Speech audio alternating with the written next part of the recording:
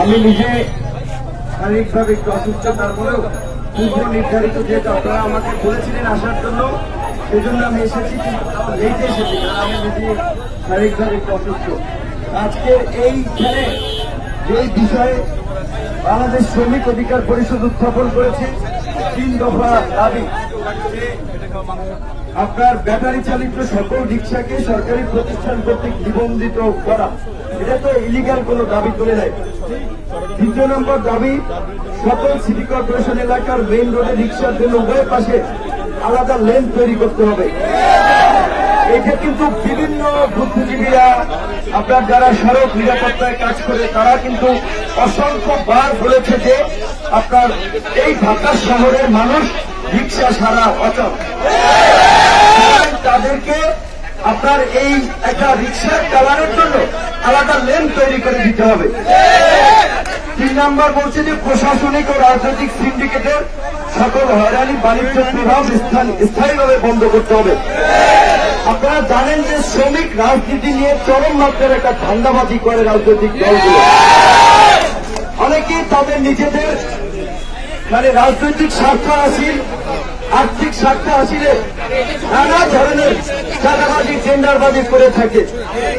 আমি একটা কথা বলে আমার সচক্ষে আমি জানি, জগন্নাথ বিশ্ববিদ্যালয়ের সামনে বাসগুলো রাখা হয়, সেই বাস থেকে প্রতিটা বাস থেকে 200, 300, 100 করে ধাপে ধাপে টাকা নেওয়া হয়।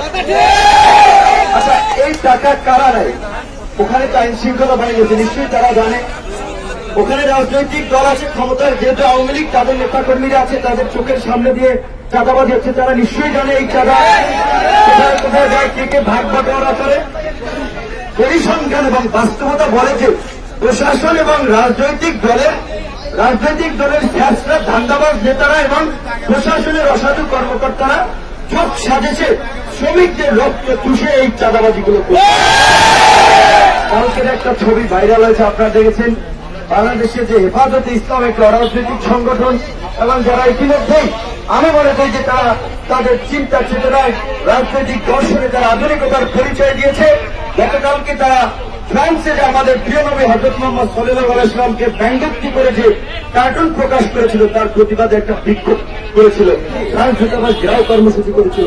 আপনারা দেখেন সেখানে যখন হেফাজতের নেতা জুনায়েদ বাবুনগরী সাহেব যখন মুনাজাত করছেন, পুলিশের ভাই বন্ধুরাও কিন্তু বন্দুক, অস্ত্র, লাঠি সোটা রেখে তারাও কিন্তু মোনাজাতে সামিল হয়েছে।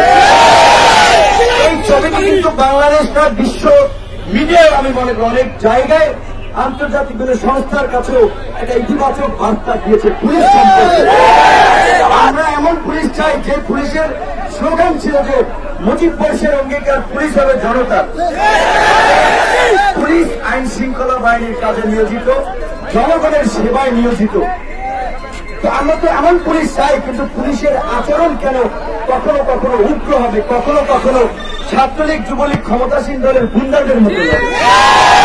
আমরা এখানে একটা মিছিল করেছি বা একটা প্রোগ্রাম করা হচ্ছে, তারা এসে বলেছে যে রাস্তাটা যেন আমরা একটু চলার জন্য স্পেস করে দেই। আমি আপনাদেরকে অনুরোধ করেছি যে আপনারা রাস্তাটা চলার জন্য একটু স্পেস করে দেবেন, পিছিয়ে এসে দাঁড়ান, সোজাভাবে লাইন প্রয়োজন হাইকোর্ট পর্যন্ত লম্বা করেন। এইটা পুলিশ আপনাকে বলেছে, অনুরোধ করেছে, আপনার করতে হবে। কিন্তু তারপরে আমি বলবো যে এই যে পুলিশ ভাইরা এটা ব্যানারটা সোজাভাবে দাঁড় করাতে পারে নাই, এই 5 ফুট 4 ফুটের একটা ব্যানার, এখানে আপনারা 3-4 জন এসে দাঁড়িয়েছেন, এটা তো দৃষ্টিকটু এবং এটা তো উচিত না। সুতরাং আপনারা যদি ভেবে থাকেন যে আপনাদের হাতে লাঠি আছে, সরকারি বন্দুক আছে, জনগণের উপরে চালাবেন, আপনারা 5টা দিতে যাবেন, জনগণ 3টা 2টা হলেও দিতে পারবেন। আগেই বলেছি যে আমরা আপনাদের সহযোগিতা চাই, প্রত্যেকটা রাজনৈতিক দল, কারণ আপনারা তো দেশের জন্য কাজ করছেন, সমাজের জন্য কাজ করতেছেন। আপনারা শ্রমিকের হয়ে কাজ করবেন, শ্রমিককে সহযোগিতা করবেন, রাজনীতিবিদদের সহযোগিতা করবেন, সকলকে সহযোগিতা করবেন। আপনাদের সাথে তো আমাদের কোনো বৈপরীত্য থাকার কথা নয়। কাজেই পুলিশ ভাইদের প্রতি অনুরোধ থাকবে যে আজকে আমি দাঁড়িয়েছি, শুধু আমি নয়, এই প্রেস ক্লাব একটা প্রতিবাদী চত্বর হিসেবে মানুষের কাছে পরিচিত। নির্যাতিত, নিপীড়িত মানুষের প্রতিবাদের একটা জায়গায় এই প্রেস ক্লাব। আমরা জানি আপনাদের প্রতি সরকারের চাপ থাকে, নির্দেশ থাকে কখনো কাউকে দাঁড়াতে না দেওয়া, লাঠিচার্জ করে উঠিয়ে দেওয়া। কিন্তু আমি আপনার কাছে একটা প্রশ্ন করতে চাই, আপনি লাঠিচার্জ করার আগে, কারো গায়ে হাত তোলার আগে একবার আপনার বিবেককে প্রশ্ন করবেন যে আপনি যেটা করতেছেন এটি কি আপনার দায়িত্ব কর্তব্য কিনা। যদি আপনার বিবেক বলে যে আজকে এই মিছিলে বা এখানে যারা অনশন করতেছে, অবস্থান করতেছে, তাদেরকে লাঠি পেটার করে উঠিয়ে দেওয়াটা আপনার বিবেক সায় দেয়, আমি বলবো আপনি তাহলে চালিয়ে যান। যদি আপনার বিবেক সায় দেয়, আর যদি বিবেক সায় দেয় তাহলে বলবো আপনার বিবেক নষ্ট হয়ে গেছে, আপনার বিবেক বিক্রি হয়ে গেছে। আমরা বিভিন্ন সময় ভারতের সীমান্ত হত্যা, আমরা ভারতের আগ্রাসন নিয়ে কথা বলে থাকি। আবার আমরা এটা তো সবসময় বলি যে বাংলাদেশের নিকটতম প্রতিবেশী হচ্ছে ভারত, বাংলাদেশের 3 দিকে বেষ্টিত ভারত। কাজে ভারতের সাথে তো আমাদের একটা সুসম্পর্ক দরকার দেশের স্বার্থেই। কিন্তু আমরা তো বারবার একটা কথা বলেছি যে বাংলাদেশের স্বাধীনতা সার্বভৌমত্বকে হুমকির মুখে ফেলে ভারতীয় দাদাগিরি দেশে মেনে নেওয়া হবে না। আমরা তো স্পষ্ট ভাষায় বলেছি সীমান্ত হত্যাকাণ্ড মেনে নেওয়া যাবে না। বাংলাদেশে ভারতীয় নতুন হাইকমিশনার তিনি বলেছেন বাংলাদেশের সাথে তারা সম্পর্ক সুদৃঢ় করতে চায়। আমরা তার এই কথাকে সম্মান জানাই, শ্রদ্ধা জানাই যে তাদের উপলব্ধি বোধোদয় হয়েছে যে বাংলাদেশের জনগণ যে তাদের প্রতি ক্ষিপ্ত, তাদের আচরণে যে তাদের প্রতি মারমুখী একটা অবস্থা, তাদের প্রতি ঘৃণা প্রকাশ করে তারা সেটা বুঝতে পেরেছে, তারা সেটা মেরামতের জন্য পদক্ষেপ নিচ্ছে। আমরা তাদেরকে ধন্যবাদ জানাই। গত রবিবার মুর্শিদাবাদ জেলায় সম্ভবত 6 জন জেলে আপনার 6 জন না 7 জন গিয়েছিল, কিন্তু তাদেরকে অক্ষত অবস্থায় বিএসএফ তারা ফেরত দিয়েছে। আমরা তাদেরকে ধন্যবাদ জানাই। আমরা তো এরকম একটা বন্ধুত্বপূর্ণ রাষ্ট্রই চাই প্রতিবেশী দেশ হিসেবে।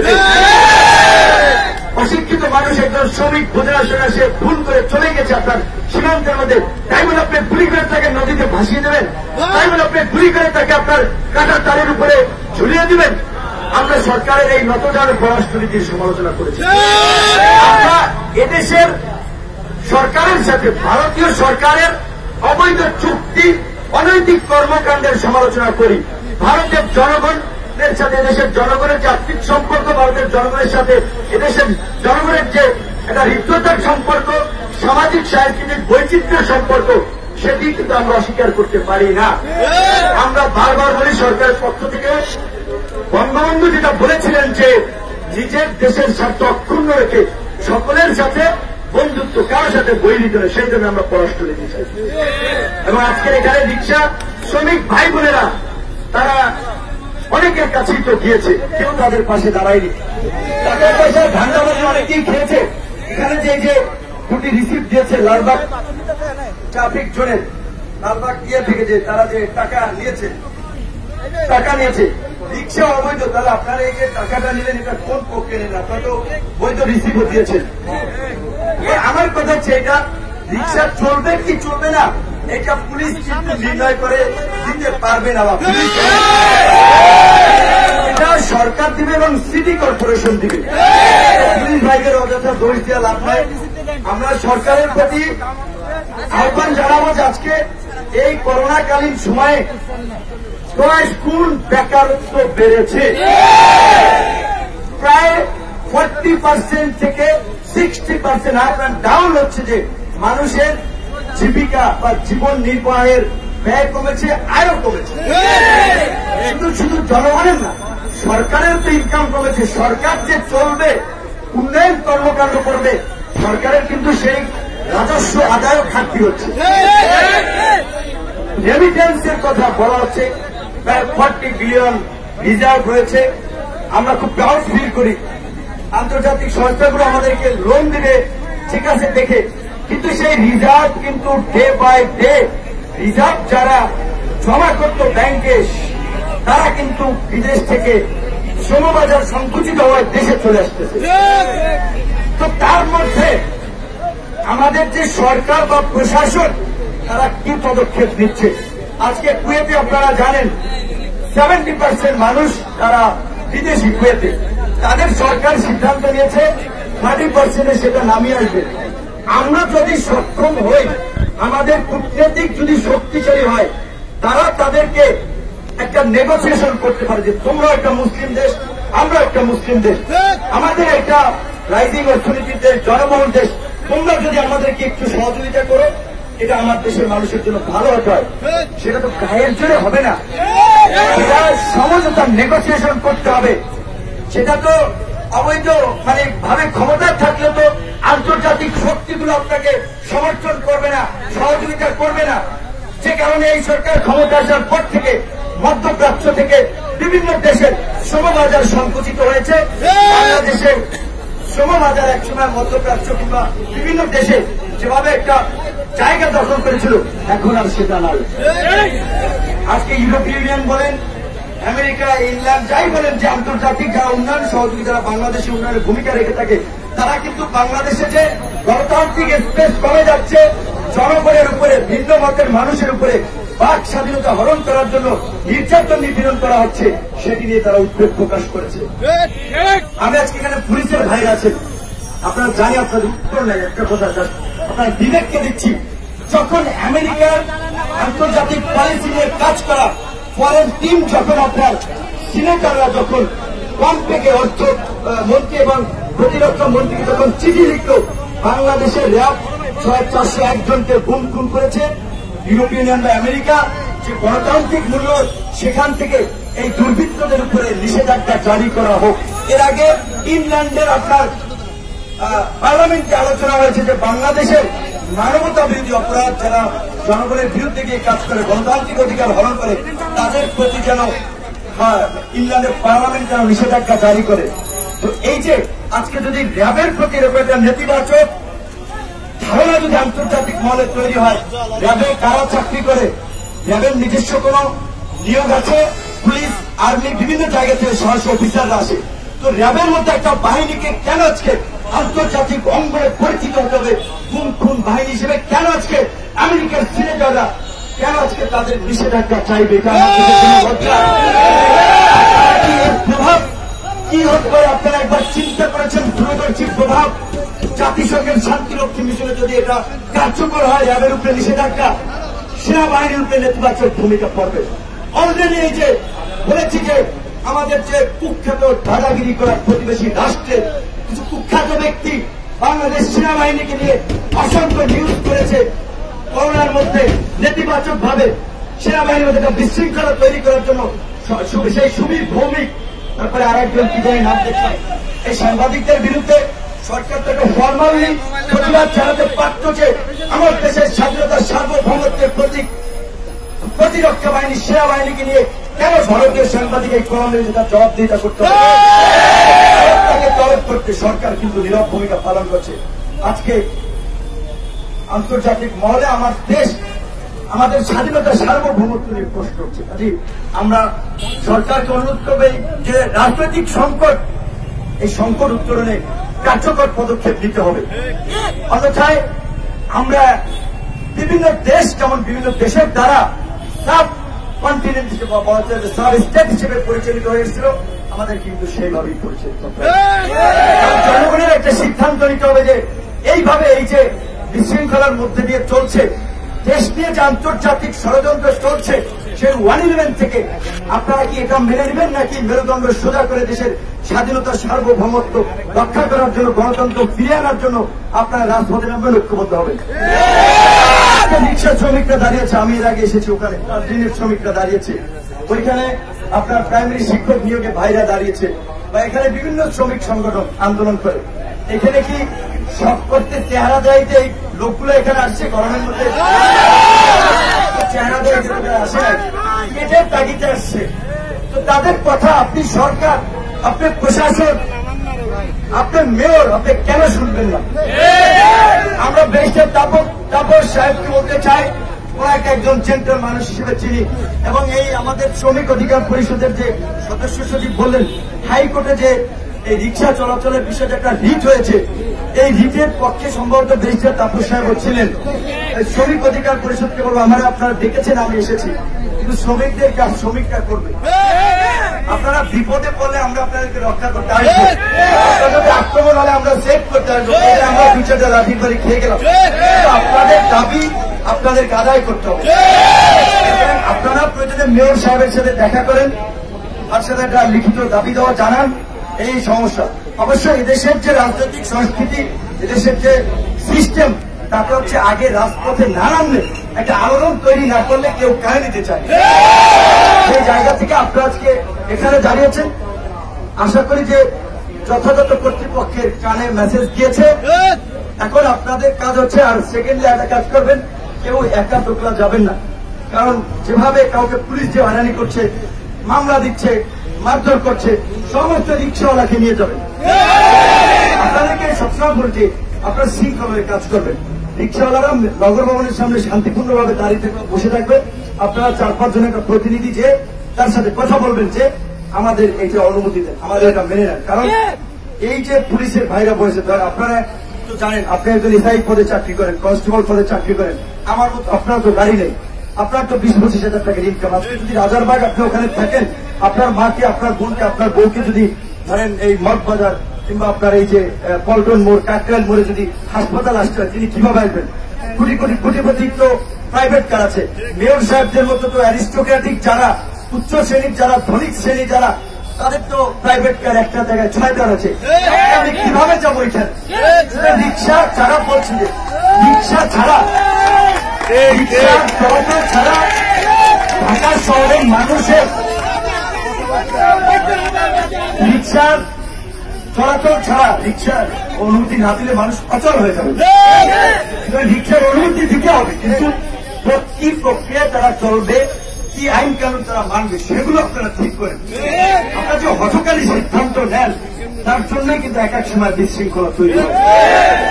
আজকে আপনি মেয়র হয়েছেন, আপনি সচিব হয়েছেন, আপনি কি বুঝবেন শ্রমিকদের কথা?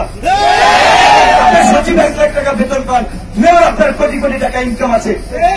আপনার মতো চিন্তা করলে তো হবে না। গুলশান ফরানিটার লুঙ্গি পরে কেউ চলাচল করতে পারে, সবার সামর্থ্য নাই। জনগণের কথা চিন্তা করতে হবে। শুধু এসি রুমে পরে রাজনৈতিক বক্তব্য দিয়ে, আর হচ্ছে সহমত ভাই হিসেবে যারা রাজনীতি করে, জিন্দাবাদ অমুক ভাই আসছে, রাজপথ কাঁপছে, এই রাজনীতি দিয়ে 50 বছরে এই দেশের কোন পরিবর্তন হয় নাই, শ্রেণী করে উঠেছে। সুতরাং রাজনীতিতে রিক্সাওয়ালা, শ্রমিক, পুলিশ, আর্মি, সচিব, জনগণ, সিভিল সোসাইটি সবার অংশগ্রহণ করতে হবে।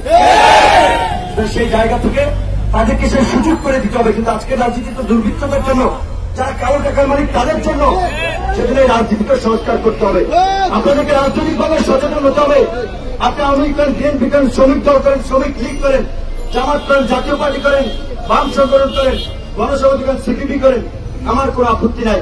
কিন্তু আমার জায়গা থেকে আমি এবার আমার সংগঠন আমরা বিশ্বাস করি, নৈতিকভাবে যৌক্তিক এবং ন্যায়সঙ্গত দাবি দেওয়া নিয়ে যারাই কথা বলবে, আমরা তাদের পাশে দাঁড়াবো। আমরা তাদেরই বন্ধু, আমরা তাদের পাশে দাঁড়াবো। কি কথা বলছি সেটা মুখ্য বিষয় না। ওই দিনকে আপনারা যখন আপনাদের নিয়ে বসেছিলাম, আমি বলেছিলাম শ্রমিক দল রয়েছে, শ্রমিক লীগ রয়েছে, অন্যান্য অনেক সংগঠন রয়েছে। ওই সেই সংগঠনগুলোকে দেখছেন, কোন একটা শ্রমিকদের যৌক্তিক দাবিতে তারা প্রেস ক্লাবে দাঁড়িয়েছে? আওয়ামী লীগের সংগঠন শ্রমিক লীগ, তারা প্রধানমন্ত্রী একটা স্মারকলিপি দিয়েছে, মন্ত্রীর সাথে একটা কথা বলেছে, আর কথা বলেছে শ্রমিক লীগের নেতা, শ্রমিক নেতা, তার 5টা বাস, তার 3টা গার্মেন্টস ফ্যাক্টরি, তার ঢাকা শহরে 6-7টা প্লাস। ও কিসের শ্রমিক নেতা? ও তো শ্রমিকদের রক্ত চুষে ফ্ল্যাট করছে, বাড়ি করছে। ওই ধান্দাবাজদেরকে নেতা হিসেবে মানবেন না। নেতা আজকে আপনাদের আরিফ আব্দুল রহমানকে শ্রমিক অধিকার পরিষদে, কালকে যদি আরেকজন আসে, সাধারণ মানুষ যদি রিক্সাওয়ালা দাঁড়িয়ে যে আপনার পক্ষে ভোট ভয়েস, আপনি নির্যাতিত হলে আপনার পাশে দাঁড়ায়, আপনার তাকে নেতা মানবেন। আপনারা যদি ঐক্যবদ্ধ থাকেন, পৃথিবীর কোন শক্তি নাই আপনাদের সাথে অন্যায় করার, আপনাদেরকে জমিয়ে দেওয়ার। কিন্তু আপনাদেরকে ঐক্যবদ্ধ থাকতে হবে। একজনকে মার দেওয়ার বাকিগুলো দৌড়ে পালালেন যে আমি একটু মারতে খাই নাই, তাহলে আপনার জন্য কারা কথা বলবে? মাইক ছেড়ে সবাই একসাথে দাঁড়িয়ে, আর যদি ফিরে যান, দাবি দেওয়া আদায় না হয়, ব্যর্থ হয়, হেফাজত যেমন বাঁচাইলে তাদের দাবিতে তারা আপোষ করে নাই, লাশ হয়েছে কিন্তু তারা আপোষ করে নাই। ঠিক আন্দোলন সংগ্রাম করলে, যৌক্তিক দাবি দেওয়া আদায় করতে হলে নৈতিক জোর লাগবে, বিবেক সম্পন্ন মানুষ হওয়া লাগবে। নেতা হতে গেলে সেই ধরনের কোয়ালিটি থাকতে হবে, সামনে থাকতে হবে সবসময় কর্মীদের। যারা আপনার পেছনে দাঁড়িয়েছে, আজকে এই মানুষগুলো আপনাদের ভরসায় দাঁড়িয়েছে, আপনারা এক জায়গায় গেলেন 50,000 টাকার একটা বান্ডেল ধরাই দিল, আন্দোলন শেষ। এই ধরনের প্রতারণা করবেন না। এবং শ্রমিক ভাইদেরকে বলবো, 1 জন 2 জন 3 জন যখন আপনারা তাদেরকে রিজেক্ট করবেন, রিফিউজ করবেন, তখন অল্টারনেটিভ নেতা দাঁড়িয়ে যাবেন।